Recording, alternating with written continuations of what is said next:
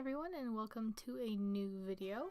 In this video I'm going to be explaining planning pages, and these planning pages can be considered project pages. If you go look at my project page video, I did include them in it, but I've gotten a lot of questions and I've had a lot of people ask about my monthly planning / bullet journal planning spreads, and pretty much I just use these for planning my next month.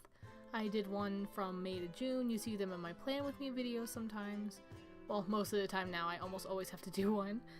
But I just figured I would go all the way back to my first bullet journal where I started making them. And I thought I just would explain them a little more, just because I have had a lot of questions on them. So if we open up my first bullet journal, the first one I ever did was from November to December, and as I've said, this month is my 1-year bujo-versary, so this is about, from June to November I hadn't done any planning pages, and I really wish now, looking back, that I had, because I wasted a lot of pages, and there was just, I was new, I didn't know, and there was just a lot of things I could have done to make my bullet journal probably last longer. Anyways, turning to the one to November and December, this is actually one of my highest liked, I think, photos on Instagram, and I really like how it looks. It's nice and clean, there's not really much, there's like a little doodle here and there. I remember vividly writing this out because I was so nervous about it, because I had never done one before, and it was insane. So for my review pages that I do for, if I do a November review and a December planning like I do here, one is for reviewing the past month, and the next page is for planning the second month. I kind of have two different planning pages I go for, depending on how big the month was and how much changed.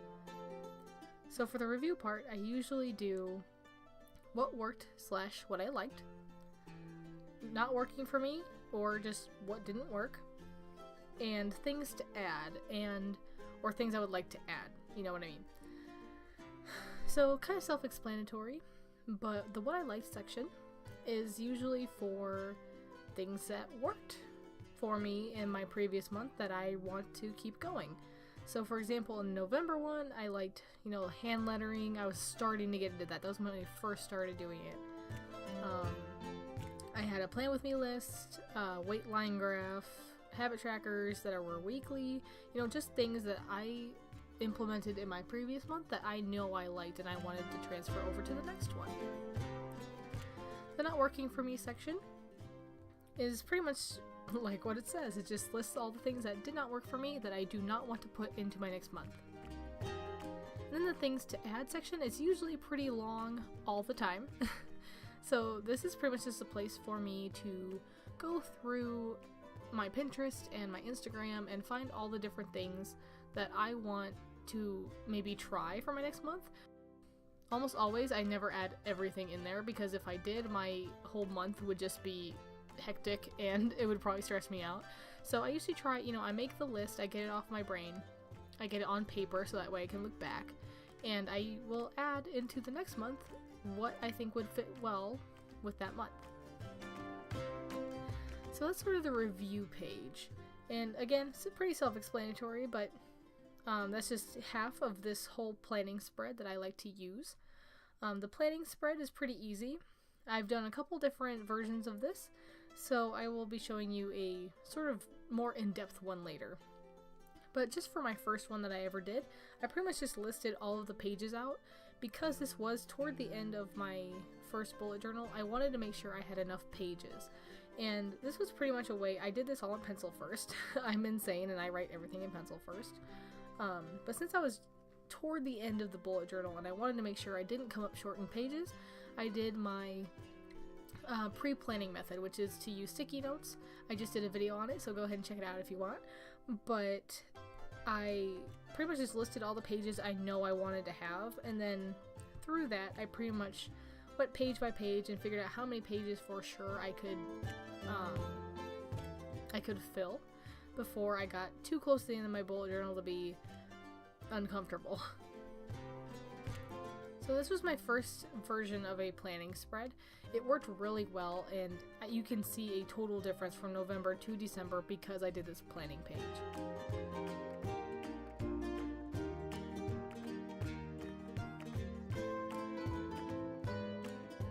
The next one I did was from my first bullet journal to my next bullet journal, and I'm actually planning on doing a full video of this, of me actually going through my second bullet journal to go on to my third one. So pretty much same concept, but I won't go too in depth into it because I want to make a whole video on it, because I know a lot of people have questions just like I do at this moment. So I'm actually gonna wait on that.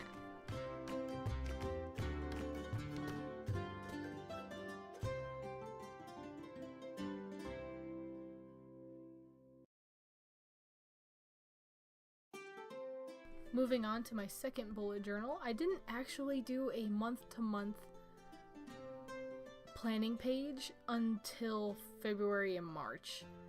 And I really wish I would have done it between January and February and December and January, because I remember being so excited to do this new dot grid thing because I had gone from ruled to dot grid, and I just remember I was struggling to even start because I was so overwhelmed by all the possibilities I all of a sudden had. And after February and March, everything just flowed much smoother. And I know this probably isn't for everyone, but for me it went a lot smoother when I knew what I was doing ahead of time. So this looks very similar to my November and December planning pages. So the February review is what worked, what didn't work, and things to add. And amazingly, the what worked and what didn't work were longer than the things to add section.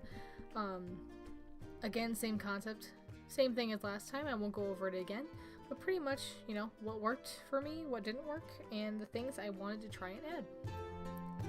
And then this March planning page is pretty much the advanced version I was talking about whenever I was talking about December. So I did my pages, and I just did my, you can see how my amount of pages shrunk on my way to March, and it's really fun to kind of look back and see all those extra pages that weren't really helpful to me in December. And now my months get shorter and shorter because I am figuring out how many pages I actually need. But for this one, I decided to try and do a theme. And I had been sort of doing a theme every month, but I wasn't committed. It's I had sort of a color theme, but I wasn't really planning too far ahead. With March, it was a special month for me, and I really wanted to have some sort of theme to it. So my theme was purple, purple and grayscale. Let's put it that way. So pretty much I just put a little bit of washi swatches just to figure out which washies I wanted to use, what pens, all that kind of cool stuff. So really planning pages can be anything you really want them to be. They can be super simple and just black and white like how my November and December pages were, or they can be super colorful and in-depth like my March one was. It's really all up to you. It just plays on the beauty of bullet journaling, how you can do it however you want. I didn't do one for April, but I did do one for May. I did sort of shorten it. I didn't do the review and planning spread after this. I just started doing planning for blank pages. And that's pretty much the what worked, what didn't work, and what I wanted to try. I just found out that this worked fine for me because I was able to just go ahead and use my sticky notes to jot ahead what pages I wanted and then put them in order in my bullet journal. And this just goes to show the evolution of someone's style in bullet journaling. I went from 2 pages to 1, so I'm being more effective and efficient. And I honestly really like how these look better than how they were before. I don't really know why. I don't know what the difference is. But now that I'm starting to get toward the end of this bullet journal, I really am starting to think about doing the 2 pages again, just so I can list the pages and know how many pages I have toward the end of my journal.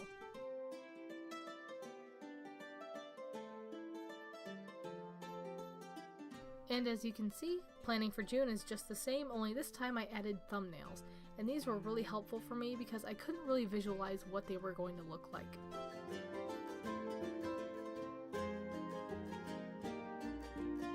These were really helpful for me because I couldn't really visualize what those pages were going to look like in my brain, and I didn't want to draw out the entire spread just to erase it in case I didn't like it. So, again, what worked, what didn't work, and what I would like to try. And this is usually about how the ratio works. I was trying a lot of new things in those other planning pages, but this is usually how it works for me. You know, a lot of things that worked, little things that didn't work, and then a lot of things I really wanted to try. Underneath, I have 2 weekly spreads. I was really wanting to try sort of a weekly dashboard or just a weekly in general. I've always been kind of experimenting with how my weeks play out, and this was just a way for me to visualize it a little bit better because I am a visual person. And I did try a monthly on here because I'm struggling with monthlies for some reason. I can never find a monthly that works good for me, but because of this extra little bit of planning, I think I was able to finally find a monthly dashboard page spread kind of thing that works for me. And the best part about this is you can plan your months way far ahead or the day before, it doesn't really matter, but I loved using these planning pages for my months just because it is very much helpful. And I didn't really realize how helpful it was until I actually started doing it. So if you were like me and you're like, well, I don't need to waste a page on that, or I don't need to do that because A, B, C, D, E, you know. I thought that too, and then I started doing it, and now I can't stop. So do me a favor, if you're on the fence about it, just give it a try. You can tell me what you think on Instagram or in the comments. It really doesn't matter to me. I love hearing your guys' feedback on my videos and how much they helped you or not. But that is all I think I have to say about planning pages. They're pretty self-explanatory. You can have whatever categories you want in case you want different categories than what I showed. That's totally okay. This is just how I do it, and these are all the different sort of things I got questions on, you know, why I chose those categories, what kinds of things I put on them, that kind of stuff. And I do always post my planning pages on Instagram, so if you want to follow me there, go right ahead. If you enjoyed, hit that like button because it helps me in search results and it lets me know what videos you like better. Leave a comment if you know any videos that you would like to see. Hit that subscribe button if you want to see more videos like this, and don't forget to hit the little bell in case you want notifications for whenever I upload. Anyway guys, that's all I got for you this week. See you next week. Bye!